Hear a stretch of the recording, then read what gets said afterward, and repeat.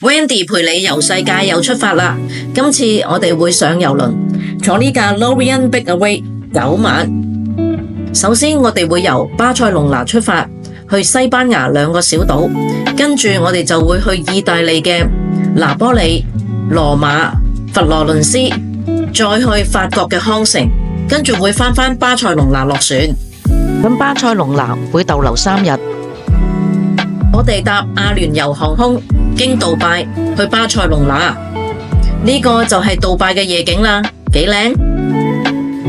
落咗機之後，船公司係安排咗接駁巴士送我哋去郵輪碼頭。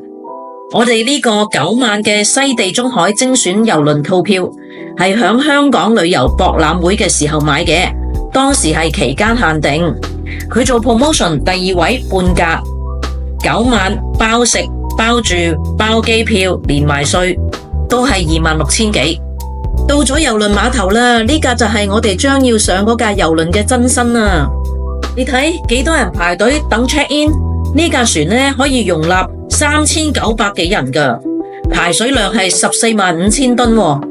呢架郵輪係2020年嘅時候下水嘅，佢嘅員工係有1600幾人。我哋呢會喺第3日嘅時候再介紹下呢架郵輪有啲咩設施同埋有啲咩玩啦。攞咗船卡就可以上船啦。每一次上船落船都需要經過安檢嘅。其實郵輪就係海上面嘅流動酒店，好似呢架郵輪咁，佢有16層，有唔同嘅房型，佢有一啲係有露台嘅，有單人房、雙人房、3人房、4人房，甚至乎係有碌架床嘅6人房啊！每間房都會配備有衣櫃啦、獨立嘅洗手間啦，同埋雪櫃嘅喎。雪櫃裏面仲會有埋啲飲品，不過呢就係要另外收費嘅。衣櫃裏面仲配備埋夾萬添。每個房間都會配備一個電視機，你可以透過電視去睇到船上面嘅 information、收費嘅電影或者係一啲免費嘅節目。間雖小，但係5臟俱全。好啦，夠鐘開船啦，我哋出發啦！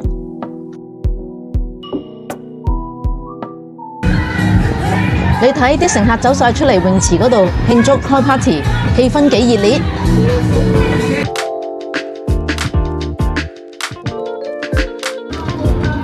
Hello， 我哋今日第1日落船啦，而家去咗呢個 Ibiza 嘅島。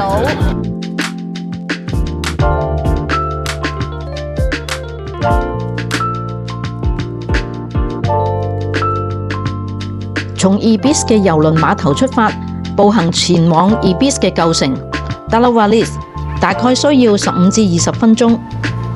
不過我哋就選擇咗俾20蚊美金，乘搭由船公司提供嘅 shuttle bus， 可以無限次往返，去到 Ibis 嘅市中心。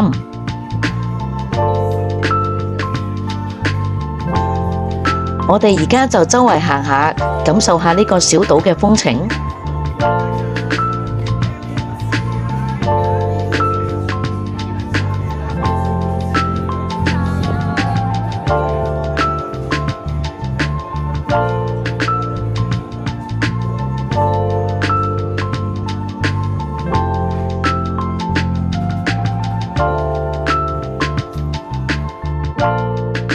西班牙 Ibiza 呢個小島係好多歐洲人鍾意嚟旅行度假嘅地方。日頭可以探索古城，遊覽古老嘅城牆、聖瑪利亞教堂，同埋登上舊城堡。佢仲有好多好出名嘅美麗海灘，水清沙幼，亦都係欣賞日落嘅最佳地點。聽講仲有啲隱蔽嘅天體沙灘。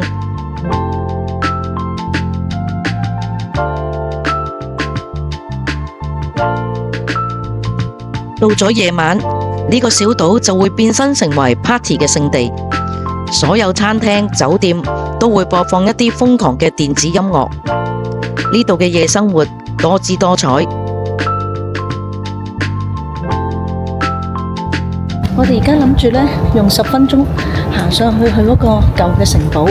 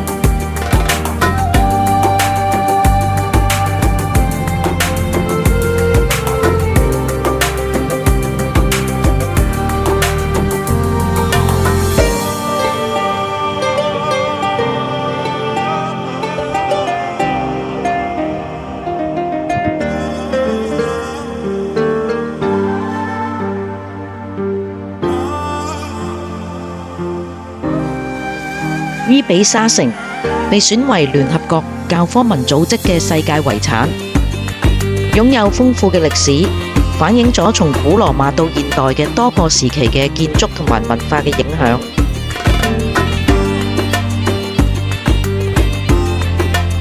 佢嘅建築特色係古代嘅城堡同埋防禦工事嘅設計。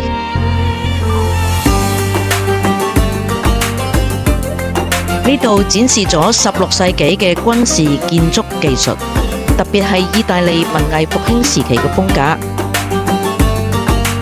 呢度不單止係戰略嘅要地，仲要係文化交流嘅中心，吸引咗來自不同地方嘅商人同埋文化嘅人士。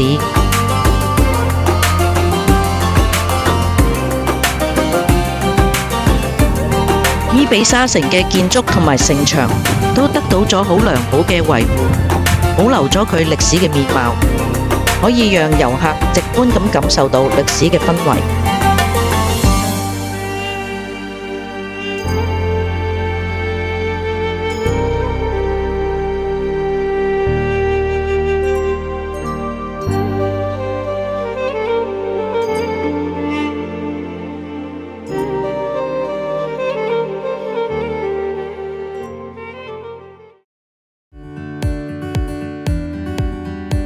睇完啲咁有歷史文化價值嘅嘢，又係時候醫肚啦。我哋行返落去古城下面嘅小鎮，揾咗間好靚嘅餐廳。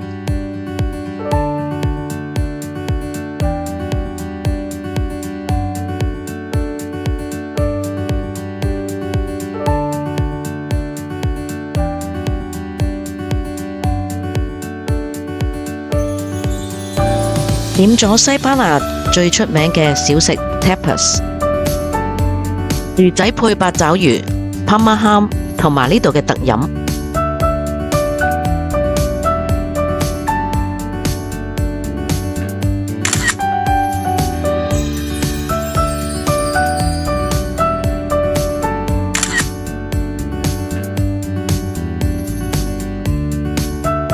食飽之後，我哋行多一陣就返咗船度休息啦。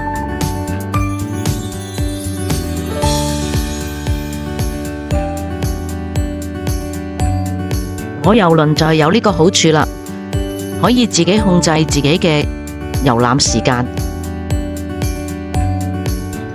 隨時都可以返上船嘆世界。你睇下，我浸 SPA 好舒服㗎。呢集就到呢度為止啦，聽日我哋再見啦。提提大家，如果鍾意我嘅影片，記住 subscribe， 撳埋個鐘仔就可以知道我幾時出片啦。